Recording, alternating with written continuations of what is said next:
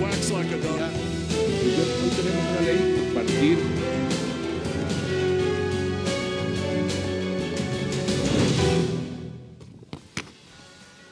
Les damos la bienvenida a 360 grados, una visión global de la noticia, un espacio para debatir sobre todo lo que ocurre en Colombia y en el mundo. Hoy en 360 abriremos con un nuevo informe de la organización Human Rights Watch, que nuevamente vuelve y apunta hacia Venezuela como un país en riesgo democrático. El informe de 133 páginas titulado Concentración y abuso de poder en Venezuela de Chávez denuncia cómo el chavismo ha acumulado poder en el Ejecutivo para remover salvaguardias institucionales y erosionar las garantías de derechos humanos, intimidar, censurar y perseguir a los venezolanos que critican al presidente o frustran su agenda política. ¿Tiene razón Human Rights Watch? Esta noche lo debatiremos aquí. Y como segundo debate tendremos la ofensiva política que viene realizando el expresidente Álvaro Uribe en las fronteras con Venezuela para denunciar lo que considera crímenes de la dictadura chavista. El expresidente Álvaro Uribe terminó este domingo en Maicao sus primeros diálogos binacionales en los que denunció los centenares de atrocidades y atropellos que la dictadura chavista ha cometido contra la democracia. ¿Cómo influirá esta protesta política dentro de Venezuela y Colombia? Hoy debate en 360 grados y nuestro tercer tema de la noche será el polémico episodio vivido hoy en el Cauca, la expulsión de la fuerza de 100 soldados de una base militar en el Cauca por parte de comunidades indígenas. Berlín, el cerro donde estaban apostados los militares y que acoge antenas de telecomunicaciones civiles, fue tomado por centenares de aborígenes liderados por la Guardia Indígena, donde hubo agresiones contra la tropa registradas en fotografías por medios internacionales. ¿Qué sucede en el Cauca? ¿Por qué tanto silencio del gobierno? ¿Y qué precedentes marca para el país lo sucedido? Hoy, en esta región del país, debátalo con nosotros y junto a nuestros analistas invitados aquí en 360 grados. No se vayan, ya regresamos con nuestros invitados.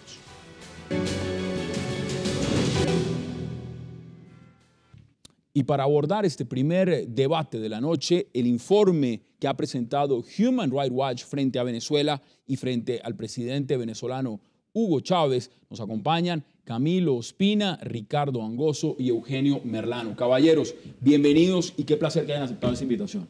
Muchas gracias por la invitación. Muy buenas noches. Gracias. Exministro, empiezo con usted de inmediato. Esto es un informe que recoge 133 páginas. Un informe además que dice Chávez abusa del poder en Venezuela.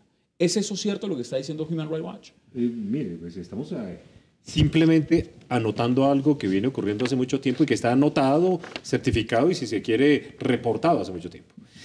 No solo Human Rights Watch, es decir, usted tiene que recordar que, por ejemplo, desde la OEA, en la misión de verificación de libertad de prensa, dirigida por una colombiana, por Catalina Botero, desde hace prácticamente 5 años se está notando cómo la opinión pública en Venezuela desapareció. Y básicamente los medios de prensa y todos los medios de comunicación quedaron concentrados en el Estado. Y cómo los medios de prensa y los medios de difusión pues, solamente obedecen y funcionan en la medida en que no ataquen a la autoridad. Entonces, aquí claramente uno de los elementos centrales de la democracia es la libertad de prensa y la libertad de opinión. Y ahora los ataques son justamente contra lo que usted menciona, contra la relatoría que está dirigiendo, la relatoría de libertad y expresión en la OEA. Por supuesto. Por supuesto. Catalina es una mujer que tiene una formación de que nosotros la conocemos desde las épocas de la Constituyente. Es una mujer muy vinculada al proceso político jurídico colombiano, una ex magistrada auxiliar de la Corte Constitucional colombiana. Es una persona de una capacidad excepcional, si se quiere, y pensamos que tiene la valentía de hacerlo. Ahora, el tema va más allá. No es solamente el tema de utilización de los medios de comunicación, sino el utilizar los instrumentos de los recursos públicos. Claramente lo que se inició como las misiones representa una forma de penetración en la cual directamente se subsidia y se paga a los ciudadanos por beneficios de cualquier orden. Y es un marco muy amplio, Ricardo, también, bienvenido, que expone este informe de Human Rights Watch y lo pone en palabras muy simples. Dice, la Asamblea Nacional, por ejemplo, de mayoría chavista, ha ampliado los poderes en Caracas para limitar la libre expresión, como lo plantea el exministro, castigar a sus críticos, pero el Tribunal Supremo también rechaza de forma explícita el concepto de separación de poderes e independencia jurídica. Bueno, yo creo que el informe, para los que estamos en esta mesa y los que hemos seguido la evolución de Venezuela en los últimos 13 años, no dice nada nuevo. En Venezuela no hay una democracia. En primer lugar, hay un rasgo que define una democracia, es que haya tres poderes, un ejecutivo, legislativo y un judicial. En Venezuela hay una confusión en los tres poderes. Es una democracia tan sui generis, que hablabas de la Asamblea Nacional, una Asamblea Nacional donde la oposición saca el 52% de los votos y tiene el 45% de los escaños. Y el chavismo, que sale derrotado con el 47% de los votos, tiene una mayoría. Yo creo que en ningún país del mundo se ha visto un legislativo tan singular, donde la oposición gana las elecciones, pero por una regla matemática consigue quedarse en minoría. Es de chiste, es una democracia de chiste. Yo creo que el informe de Human Rights Watch lo que viene a corroborar es a definir lo que han sido los 13 años de dictadura chavista, que es la confusión de los poderes, el abuso de poder, la concentración de los poderes en manos de lo que es el Ejecutivo, la restricción en las libertades, la ausencia de la libertad de expresión. Son muchos puntos que ha abordado y además lo vamos a debatir a fondo. Ha resumido en 5 o 6 puntos lo que han sido estos 13 años de dictadura chavista, que es una dictadura, no hay más apellidos, estamos hablando de una auténtica dictadura. Bueno, ¿cuál es su primera percepción sobre este informe? A ver, el informe, recuerden ustedes que el primer informe es del año 2008, tenía aproximadamente 267 páginas. En este informe, recuerden que fue sacado José María de Caracas a la fuerza, expulsado. Luego ellos continuaron mirando, haciéndole un seguimiento a lo que pasaba en los distintos poderes, qué pasaba con los tribunales, los medios de comunicación, la defensa de los derechos humanos, la libertad de expresión, etcétera. Y se aunó ahora en este informe el tema de la Corte Interamericana de Derechos Humanos, que era como la única vía que iban a tener los ciudadanos venezolanos para exponer, por ejemplo, los atropellos del régimen chavista en relación con la negación de todas las libertades. Entonces, es una continuación, más o menos entre marzo de este año y el segundo semestre del año pasado, se hicieron 4 visitas de los funcionarios de American Watch. A los que dejan, además, estar haciendo y vigilando estos informes. Exacto. Y ellos hicieron unas entrevistas con algunas personas y les dijeron, mire, ustedes las contestan si quieren o no quieren porque saben también lo que puede suceder. Y aquí es retomar todo lo que se dice en el año 2008 y cómo está hoy en el 2012, fundamentalmente. Y es lo que conoce todo el mundo y lo que han dicho mis dos compañeros en relación con que en Venezuela lo que hay es una dictadura. Y ya vamos a estar mirando también, porque mire, es importante que empecemos a ver extractos, fragmentos de ese informe. Veamos los primeros segmentos de ese informe de Human Rights Watch. La acumulación de poder en el Ejecutivo, la eliminación de las salvaguardas institucionales y la erosión de las garantías de los derechos humanos han dado al gobierno de Chávez carta blanca para intimidar, censurar y procesar a venezolanos que critican al presidente o frustran su agenda política. Vamos a hacer contacto también de inmediato con David Corredor Cuéllar, es director del Movimiento Socialista Bolivariano. David, bienvenido y gracias por estar con nosotros esta noche en 360. Hola, Hassan, muy buenas noches. Un saludo, ¿verdad?, desde aquí de la ciudad de Cúcuta y gracias por la invitación a su programa 360 grados. David, vamos a empezar a mirar la coyuntura. Vamos a hablar también, por supuesto, de lo que fue esa visita que hizo el expresidente Álvaro Uribe también a la frontera colombo-venezolana. Pero empecemos por este tema que está muy correlacionado. Y es el tema de Human Rights Watch, este informe que ha rendido sobre el presidente Chávez y su gobierno en Venezuela, cuando lo está tildando de ser un gobierno que está oprimiendo, un gobierno que abusa del poder. ¿Usted cómo recibe este informe de Human Rights Watch frente a Venezuela y el presidente Chávez? Mira, Hassan, y ahí su panel, los televidentes de Cable Noticias, nosotros originamos esa transmisión desde la ciudad de Cúcuta, lo decimos, lo reiteramos, estamos a 5 minutos de la frontera, vivimos en un área que cobija 3 municipios de Colombia muy cercanos, Cúcuta, Villa del Rosario, Los Patios, de Venezuela, Ureña, San Antonio, San Cristóbal. Aquí convivimos un promedio de 2 millones de personas permanentemente todos los días, 24 horas al día. Y aquí nosotros vemos todo absolutamente normal. El comercio, la vida, la familia, la sociedad, la integración. Hasta los partidos políticos se integran. Esa visita de Álvaro Uribe aquí a la zona de frontera en plena libertad, sin ninguna restricción. la oposición desarrollando su campaña en Venezuela plenamente a sus anchas, nuestras familias en Venezuela girando a través del sistema de cambiario Cadivi, aquí en la zona de Cúcuta más de 60.000 personas, 20.000 personas viviendo, 20.000 familias viviendo del negocio de la gasolina. Yo pienso que más libertad no se puede esperar. Ahora, el informe de Human Rights Watch uno tiene que tomarlo con pinzas, ¿verdad? ¿De dónde viene Washington? ¿En qué momento lo hacen? Plena campaña electoral. Están configurando, que justamente tiene que ver con la visita del presidente Álvaro Uribe, en acuñar el concepto, la palabra de que en Venezuela hay una dictadura y que hay un dictador que se llama Chávez, igual a lo que le hicieron a Gaddafi en Libia. O sea, hay una tendencia a insistir en algo que no existe, que es una irrealidad, que es ficticio.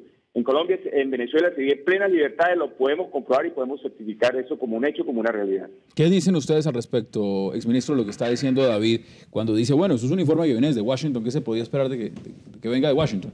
Bueno, Vivanco trabaja por todo el continente y no critica solo Venezuela, critica absolutamente todos los países y lo que ve en el mundo. Así que el tema no es especialmente dedicado a Venezuela, simplemente que Venezuela significa tiene unas connotaciones muy especiales y sobre todo tiene ciertas características de limitaciones a las libertades que hacen evidente la manipulación del poder. El tema de los medios de comunicación es un tema absolutamente evidente y es un tema que ha venido desarrollando en los... Mire, Globovisión, 2.1 millones la última multa. Es decir, lo que estamos hablando es un marco de coger y silenciar, acabar con la oposición, con lo que queda de oposición. Y lo segundo es el utilizar los recursos del Estado de forma abierta para comprar la opinión pública o para comprar a la población más necesitada. Es decir, es claro que hay una aparente visión de legalidad, pero es claro también que es solo aparente, porque aquel que no esté en contra le pasa lo que les pasó a los que votaron en contra del referendo revocatorio, que quedaron registrados en las listas y perdieron sus puestos y perdieron su oportunidad de trabajo y han venido siendo perseguidos desde entonces. Lista Tascón. Y en el marco mismo de lo que representa, veamos casos específicos, Ricardo, y también Eugenio. Por ejemplo, el caso de la jueza María Lourdes Afiún. Muy, muy controversial. Lo marca el informe y lo dice abiertamente. Eso es un caso específico de lo que pasa en Venezuela. Hay muchos casos, ha habido muchos detenidos políticos, también el caso de Alejandro Peñas Cruz, bien conocido, presidente de UNAmérica, también Rocío San Miguel, que fue analista de defensa y que denunció al gobierno de Chávez por algunas prácticas. O sea, ha habido varios casos de persecución política, pero yo creo que en una democracia, cuando no hay libre competencia, esa democracia queda viciada. Y en Venezuela no hay libre competencia. El monopolio y el control que ejerce el gobierno de Chávez sobre los medios es total. Yo siempre invito a quien vaya a Venezuela que coja el mando y vea simplemente, haga un repaso de los medios de comunicación. Cada día quedan menos medios de comunicación que sean críticos con el gobierno de Chávez. No hay una libre competencia, digamos, de las alternativas o de la oposición política al gobierno de Chávez, porque juega claramente en desventaja. Claro. El ventajismo y el abuso de poder por parte de Chávez. Ya le quiero preguntar también, Ricardo, sobre lo que estaba diciendo David, y es el tema, ¿qué tanto juega lo electoral? Pero eso me lo van a contestar después de la pausa. Hagamos una primera pausa en 360 grados y ya regresamos con nuestros analistas para seguir debatiendo lo que es este informe que rindió Human Rights Watch sobre el presidente Chávez y Venezuela y, por supuesto, las connotaciones también de la visita del expresidente de Colombia, Álvaro Uribe, a la frontera colombo-venezolana. No se vayan, ya regresamos.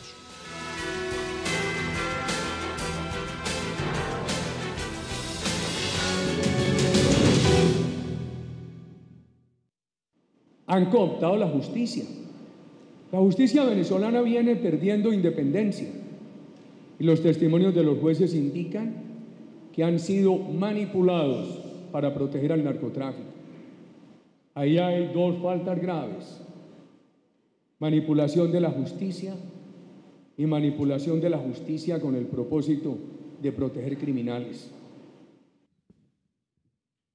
Escuchábamos las declaraciones que dio el expresidente de Colombia, Álvaro Uribe, con este viaje que hizo a la frontera colombo-venezolana durante el fin de semana. Eugenio, para retomar, porque son dos temas que están muy ligados, muy ligados. Uno ve este informe de Human Rights Watch y uno ve las denuncias que está haciendo el expresidente Álvaro Uribe y son lo mismo, están denunciando lo mismo, con dos focos de interés totalmente que no están relacionados. Uno desde un país vecino y el otro desde Washington, de una organización muy respetada como Human Rights Watch. ¿Usted cree que eso tiene un componente político electoral que sale en este momento o que realmente es necesario hacer estas denuncias porque lo que está pasando en Venezuela es de gravedad permanente?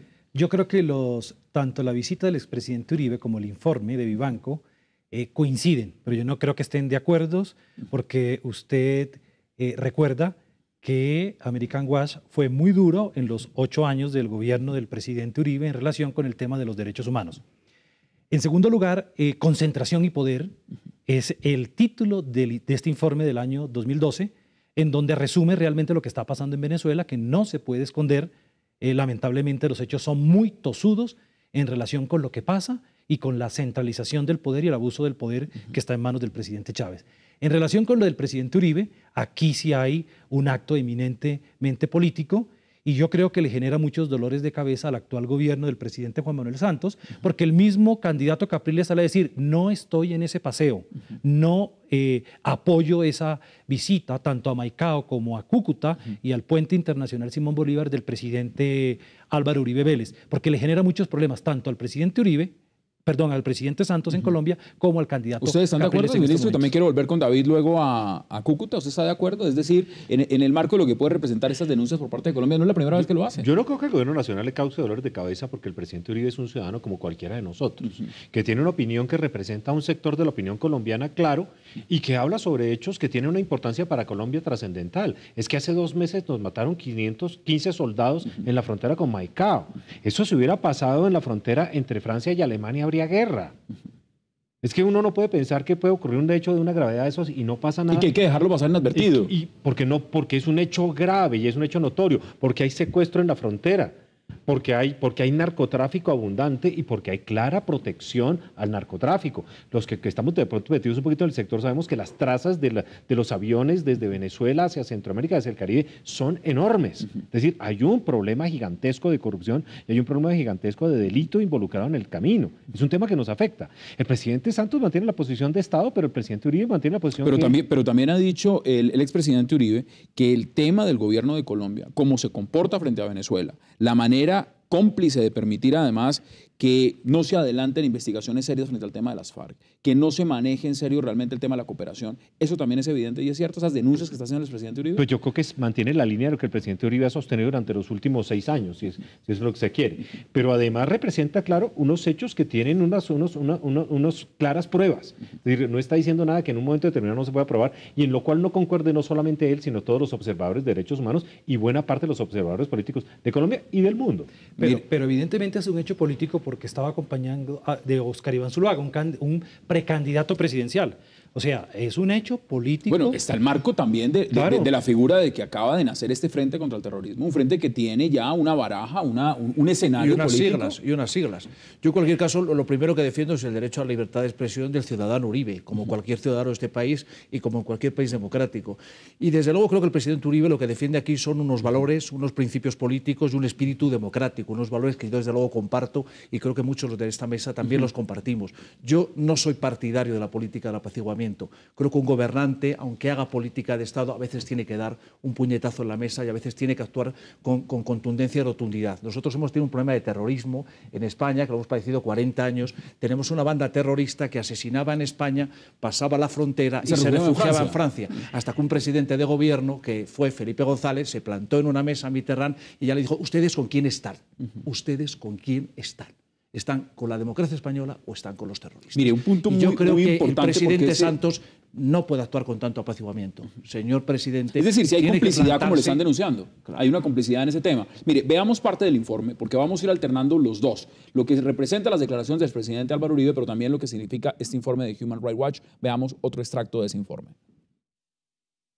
La Asamblea Nacional de mayoría chavista ha ampliado los poderes de Caracas para limitar la libre expresión y castigar a sus críticos. Y el Tribunal Supremo ha rechazado de forma explícita el concepto de separación de poderes e independencia jurídica y se ha volcado en promover la agenda política del mandatario. David, estando usted en zona de frontera, usted lo decía claramente, usted está a 5 minutos de la frontera, usted está en Cúcuta. ¿Usted cree que hay intervención en política directa en este momento, que se está interviniendo en política por parte del expresidente Álvaro Uribe y que eso puede dificultar en alguna medida la agenda que exista, los acuerdos, la buena amistad que hay hoy en día entre el gobierno de Venezuela y el gobierno de Colombia? Y me refiero en cabeza del presidente Chávez y el presidente Santos. Mira, en noviembre del año 2007, en noviembre del año 2007, en Calamar, Bolívar, el presidente Uribe se quejó, protestó, se rebeló en contra del expansionismo bolivariano Chávez y bueno, chilló, como decimos nosotros aquí popularmente, chilló. Ahora estamos viendo en acción lo que es el expansionismo uribista, ¿no? Cómo quiere y pretende ingerir en la política en Venezuela, porque aquí se reunió con políticos, diputados, yo los vi con mis ojos, y con líderes de la oposición, en las reuniones de Leopoldo López, que es el candidato a la vicepresidencia por Capriles Randowski, allá reunió acá en Bogotá con Álvaro Uribe. O sea, hay una relación directa, o sea, y uno al final la acepta como lo hemos aceptado nosotros, pero a la vez le dijimos al presidente el día sábado directamente, porque le entregamos una carta, oiga, usted está diciendo que en Venezuela hay una dictadura chavista. Yo el concepto que tengo de dictadura lo relaciono con Pinochet, con Videla, con Stroessner en Uruguay, con Somoza en Nicaragua. O sea, David, para usted en este momento el gobierno en Venezuela, perdón interrumpirlo, para quedar más claro frente a su posición, el gobierno en Venezuela, el gobierno del presidente Chávez, no constituye en ningún caso un gobierno que atente contra las libertades, que esté abusando del poder y mucho menos una dictadura. Usted lo ve como un gobierno totalmente legítimo y democrático como cualquier otro en el hemisferio, y podemos poner el ejemplo de Chile, por ejemplo. No, es que no tiene nada que ver, o sea, no podemos comparar, por ejemplo, la democracia que está viviendo Venezuela con lo que pasó aquí con la narcoparapolítica en los 8 años de Álvaro Uribe. Aquí en Cúcuta tuvimos 5.000 muertos, en el norte de Santander 8.000 muertos, pero muertos políticos, motosierra, desapariciones, masacres, hornos crematorios. Oye, eso sí es algo, digamos, preocupante. En Venezuela no se ve eso. Es decir, allá existe la delincuencia común que la hay en todos los países. La libertad, hay libertad de expresión. Bueno, en este momento la tasa de homicidios en Caracas y en Venezuela está superior que la de Irak o Bagdad, es decir, la estamos viendo en un marco muy amplio. ¿Qué opinan ustedes sobre lo que está diciendo David Corredor? Y les doy la palabra a los tres. Yo no sabía que en Cúcuta había habido hornos crematorios en la época de Uribe, porque esto ya es de chiste. Aquí, cuando no se respeta el derecho a la vida, que es el primer derecho que tiene el ser humano, como ocurre en Venezuela, en los 13 años de chavismo, recordar que ha habido 200.000 muertos por homicidios. Todos los años mueren otras 20.000 personas muertas por homicidios. En las cárceles de Venezuela son las que tienen el porcentaje más alto de homicidios sobre su población reclusa. Hay 50.000 reclusos para 12.000 plazas y todos los años hay 600 homicidios en esas cárceles que son escuelas de criminalidad, y esos sí son auténticos centros, digamos, de exterminio. Nos están escribiendo, quiero darle también amplitud a nuestros televidentes que están viendo el debate en directo y nos dicen lo siguiente. Miren, nos escribe Carlos Julio Asancio, dice lo siguiente: Uribe no se debe meter con Venezuela porque viola el principio de la no intervención. ¿Se está metiendo con Venezuela? Uribe es un ciudadano. Uribe es un ciudadano como cualquiera de nosotros. Nosotros estamos opinando sobre Venezuela acá y no creo que estemos interviniendo sobre Venezuela.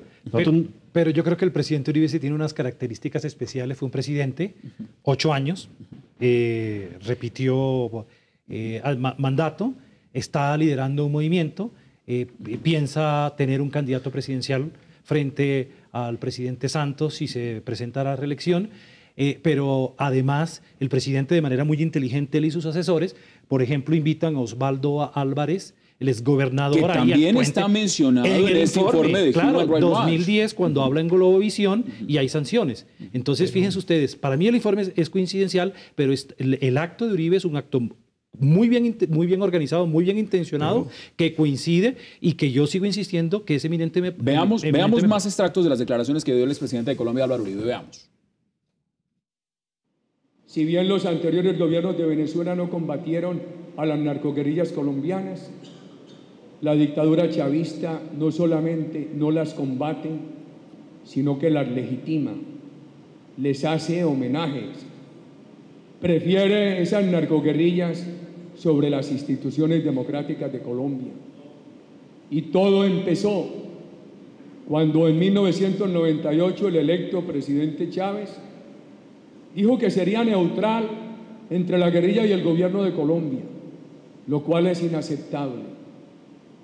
El gobierno del hermano país no puede ser neutral frente a la situación que se da en Colombia, en la cual hay una serie de gobiernos elegidos por transparencia democrática y un pueblo de instituciones democráticas amenazado diariamente por una guerrilla narcotraficante y por una guerrilla terrorista.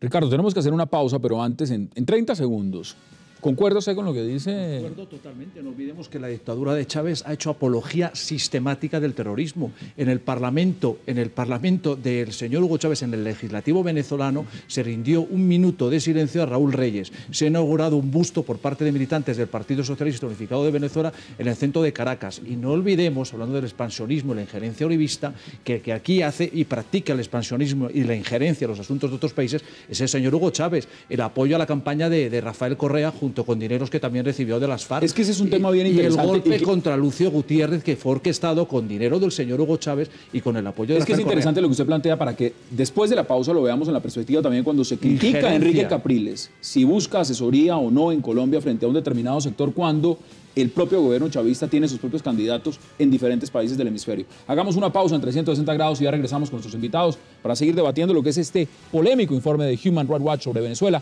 y la visita del expresidente Álvaro Uribe el fin de semana a la frontera colombo-venezolana. Ya regresamos.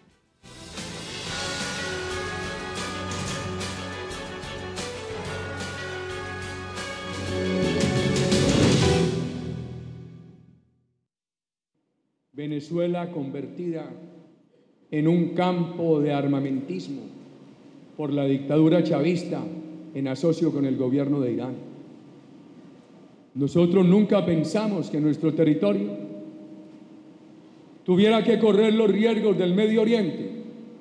La dictadura chavista ha puesto nuestro territorio a correr los riesgos del Medio Oriente a través de esos desarrollos armamentistas con Irán. Y el agravante, el silencio de nuestros gobiernos. Exministro, esas son más declaraciones del expresidente Uribe durante esta visita a la frontera colombo-venezolana.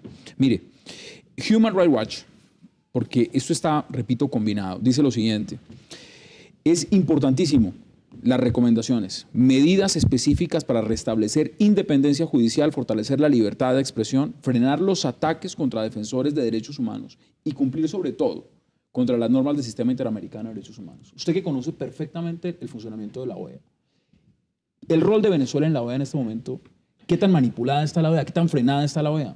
Lo que pasa es que la OEA funciona sobre el principio de que las decisiones se toman por consenso. Entonces, si aquí estamos en desacuerdo, con que uno solo esté en desacuerdo, bloquea las decisiones.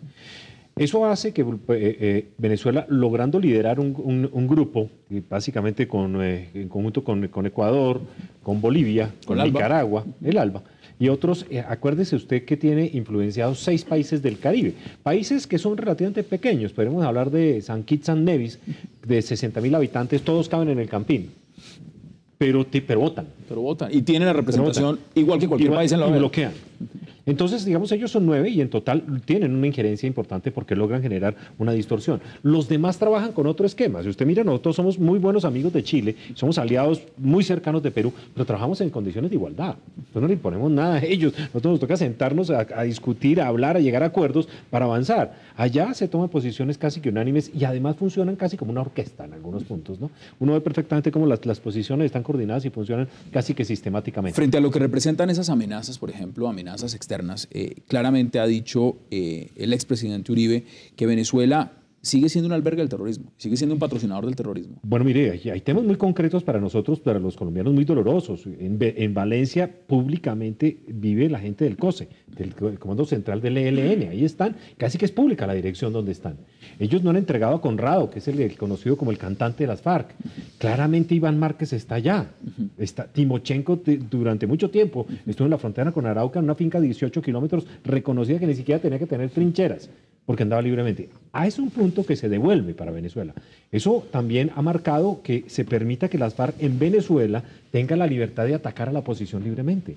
Y eso marca también el índice. Y le conviene además al gobierno, por supuesto, que esté la posición limitada. Pero las consecuencias para la población son nefastas. Eso ha elevado el número de secuestros en la frontera de forma drástica.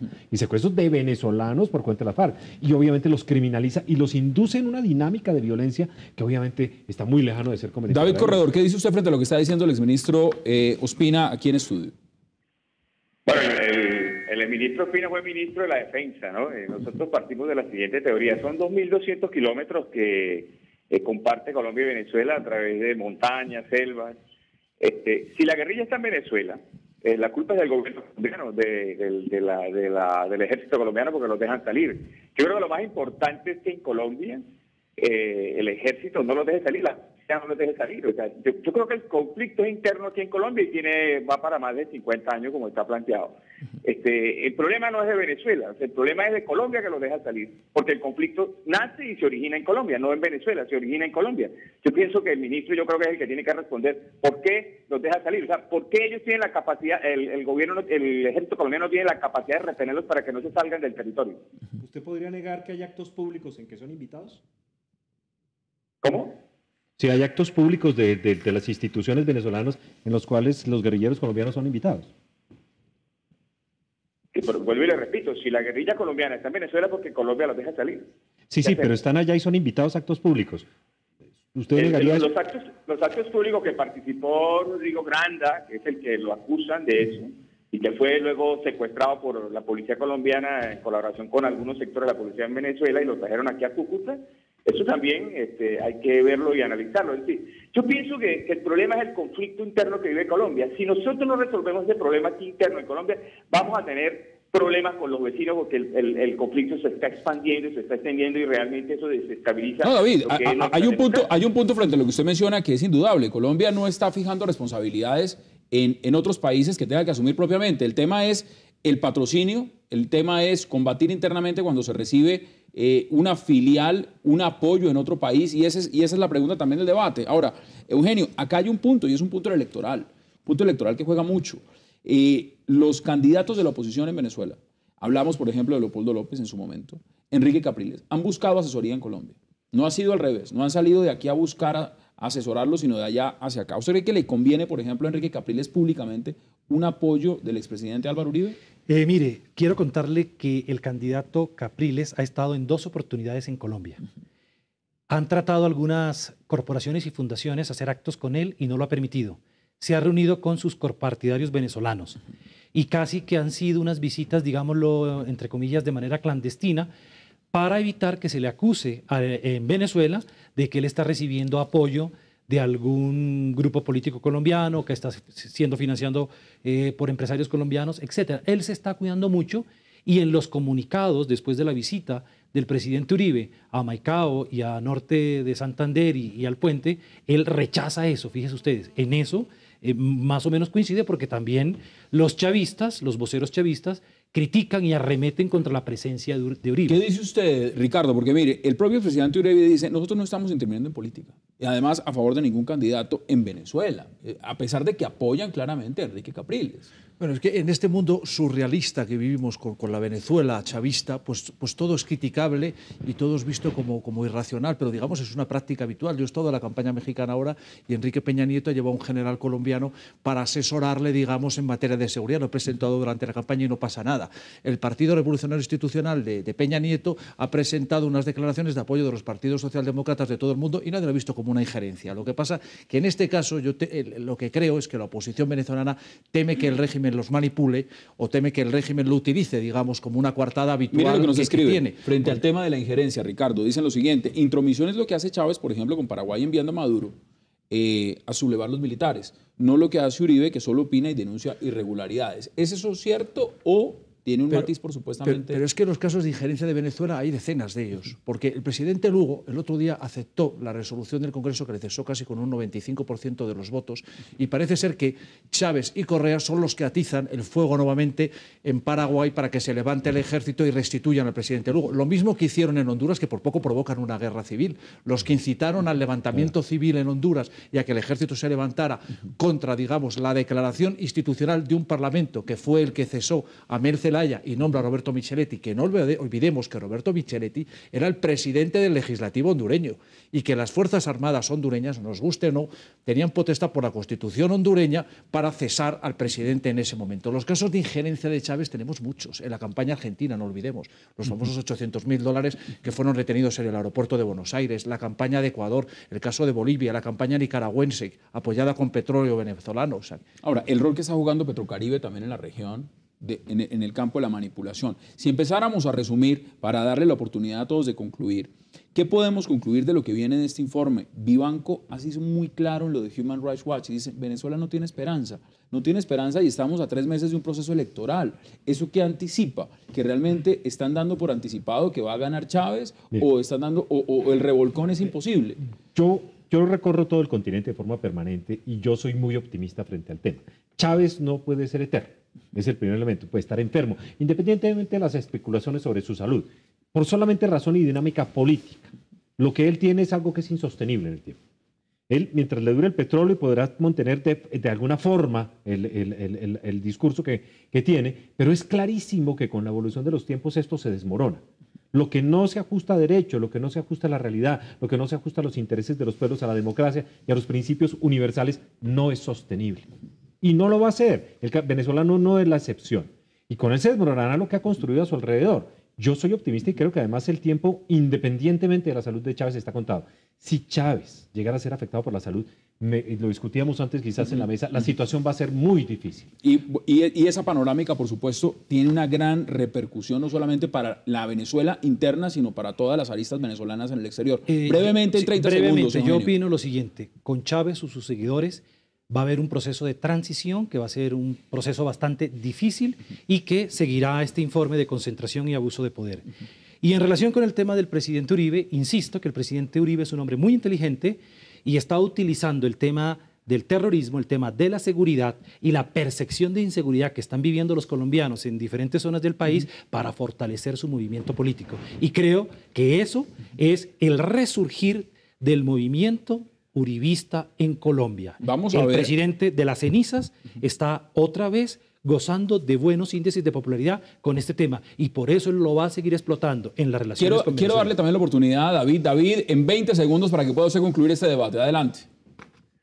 Mira, el presidente Uribe de la Cancillería, cuando era presidente, contrataron un estudio a unos internacionalistas y concluyeron de que el proceso revolucionario bolivariano es irreversible, ¿no?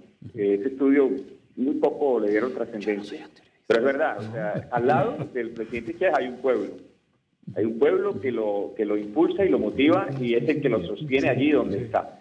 Se obvia esa realidad y queremos cortarle la cabeza a Chávez, muchos quieren cortarle la cabeza a Chávez, pero hay un pueblo detrás de él. La mejor prueba de esto es en la madrugada del 14 de abril del año 2002, cuando regresa el presidente. Vamos a ver cómo está ese pueblo apoyándolo también, por supuesto, David, en el tema de estas elecciones que vienen. 30 segundos, se nos acabó el tiempo. Ricardo. Dos comentarios muy breves. Los demócratas no podemos permanecer en silencio. En Venezuela hay una dictadura y hay que condenarla. Se violan los derechos humanos, no hay separación de poderes, hay una restricción clara de las libertades y los demócratas tenemos que alzar la voz. No podemos permanecer silenciosos. Y si el presidente Uribe ha puesto el punto y ha puesto el dedo en la llaga, me parece muy bien. Con respecto a Chávez, creo que la campaña va a ser durísima.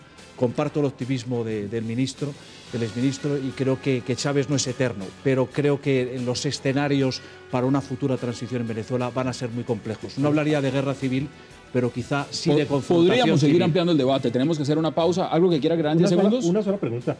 JJ Rendón es el estratega político más importante del continente. ¿Por qué no puede estar en Venezuela sin el venezolano? ¿Intervino en política cuando lo asesoró al presidente Santos en su campaña? Ahí está la pregunta. Quiero agradecerle, Ricardo Angosto, por habernos acompañado. Eugenio Merlano también, gracias por haber estado con nosotros. Y de igual manera a David Corredor. Gracias, David, por habernos acompañado desde la frontera. Muy amable. Siempre a su orden. Vamos a hacer una pausa en 360 grados y al regreso entraremos a abordar un tema muy polémico en Colombia, lo que está pasando en este momento en el departamento del Cauca y los enfrentamientos entre los indígenas y las fuerzas militares. No se vayan, ya regresamos con ese debate.